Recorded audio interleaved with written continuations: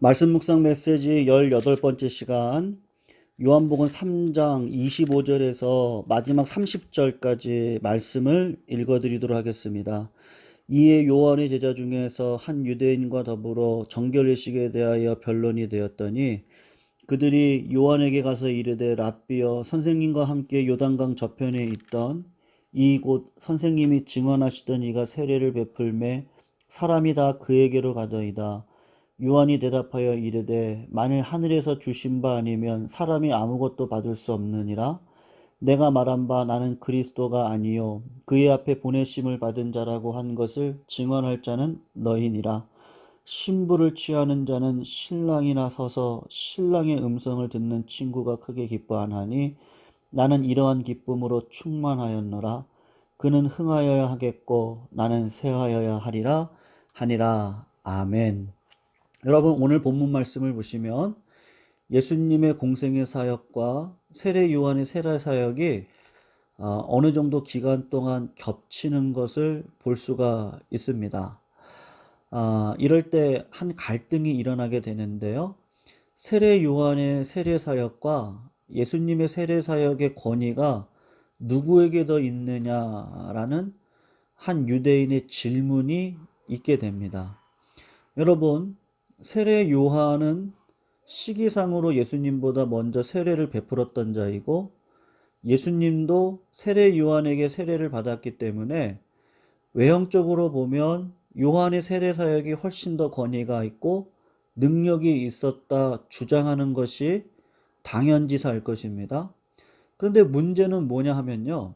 사람들이 요한보다는 예수님 쪽으로 더 몰려가고 세례 요한 쪽으로 가는 사람들은 점점 줄어들고 있었다는 것입니다. 아마 세례 요한의 제자들이 자존심이 많이 상했던 것 같아요. 그래서 오늘 본문을 이렇게 보시면 이렇게 이야기를 합니다. 26절을 보면 랍비여, 선생님과 함께 요단강 저편에 있던 이 곧 선생님이 증언하시던 이가 세례를 베풀매 사람이 다 그에게로 갑니다.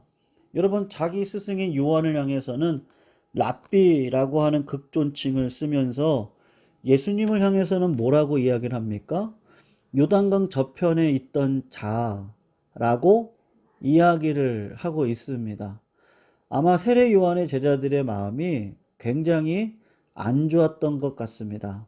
우리나라 속담에 있는 것처럼 사촌이 땅을 사면 배가 아프다. 딱 그 마음 아니었을까 싶어요.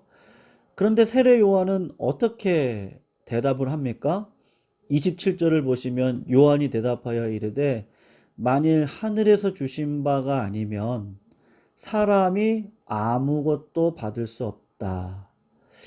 여러분, 요한이 사람들이 세례받기 위해 자기 쪽으로 오지 않고 예수님 쪽으로 몰려간다고 해서 그것으로 실망하거나 시기하지 않고 있는 모습을 볼 수가 있습니다. 어떻게 시기하거나 질투하지 않을 수 있었을까요? 여러분, 세례 요한은 분명한 정체성을 가지고 있었을 겁니다.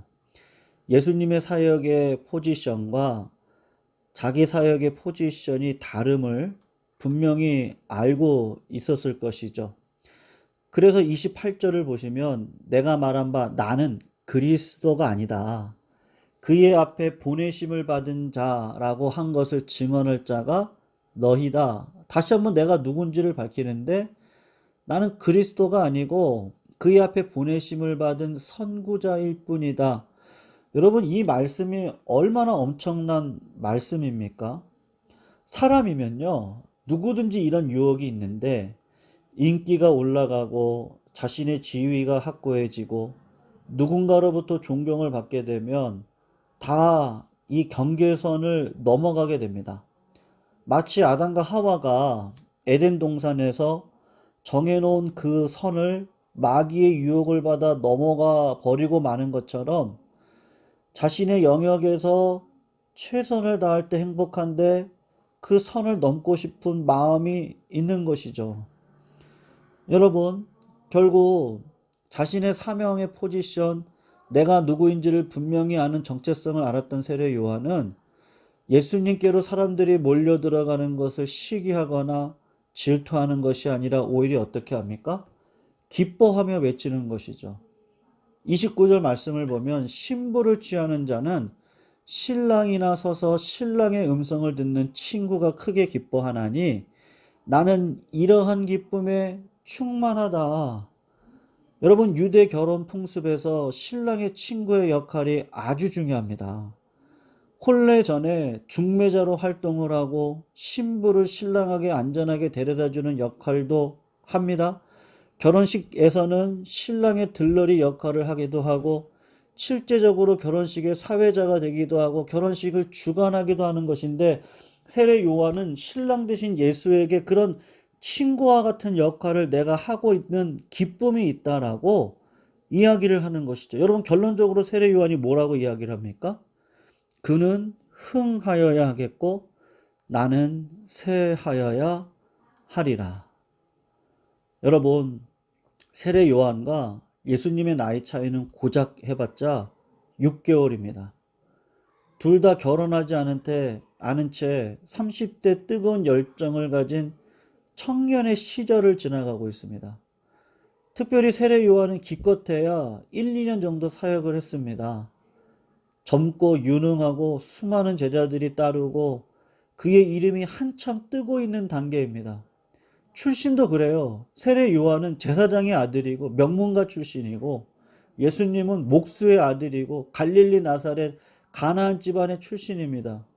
인간적으로 친인척 관계일 뿐이죠. 사회적으로 보면 세례 요한의 인지도가 훨씬 더 높고 예수님의 공생애는 이제 시작 단계입니다. 여러분, 우리가 잘 알고 있듯이 질투의 특성 중 하나는 자기와 관계없는 사람에 대해서는 거의 질투를 하지 않아요. 옷가게를 하는 사람은 어떤 농부가 농사를 잘해 거금을 벌었다고 질투하지 않습니다. 그런데 같은 분야에서 경쟁 관계에 있을 때는 질투가 일어나죠. 질투의 불길이 아주 가까운 인간관계 속에서 작용한다는 것을 기억하면 예수님에 대한 세례 요한의 자세는 어떤 자세입니까? 철저히 자기를 부인하고 있습니다. 요한복음 1장을 보면 자신을 따르던 유능한 제자가 있었습니다. 요한복음에 저자였던 요한, 그리고 베드로의 동생이었던 안드레가 있었는데 이 두 사람을 예수님을 따르도록 권면합니다. 사랑하는 성도님들, 그는 흥하여 하겠고 나는 쇠하여야 하리라. 요한의 이 마음을 오늘도 우리가 닮아가야 될 줄로 믿습니다.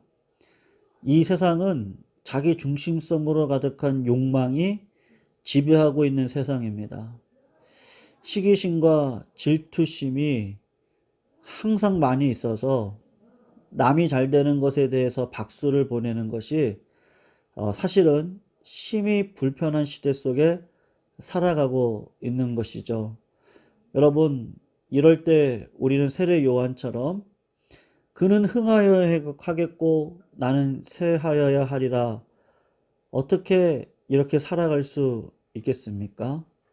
오늘도 내 삶이 예수님을 닮아가는 자는 그렇습니다.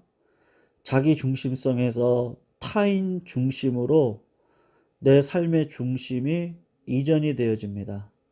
그럴 때 나는 그리스도가 아니죠. 광야에 외치는 자의 소리일 뿐입니다. 그도 흥해야 되겠고 나도 흥해야 되는 것이 아니라 오늘 말씀과 같이 예수님이 흥하기 위해 오늘도 나를 부인하고 나에게 허락한 십자가를 지고 걸어가는 그 인생길을 힘있게 감당하시는 것, 그것이 하나님께서 오늘도 우리들에게 원하는 삶인 줄로 믿습니다. 오늘 하나님께서 나를 부인해야 될 것을 말씀하실 때 그 말씀을 따라 자기를 부인하고 예수님의 이름만 높여드리는 그런 참다운 믿음의 삶을 살아가시기를 주님의 이름으로 축원합니다.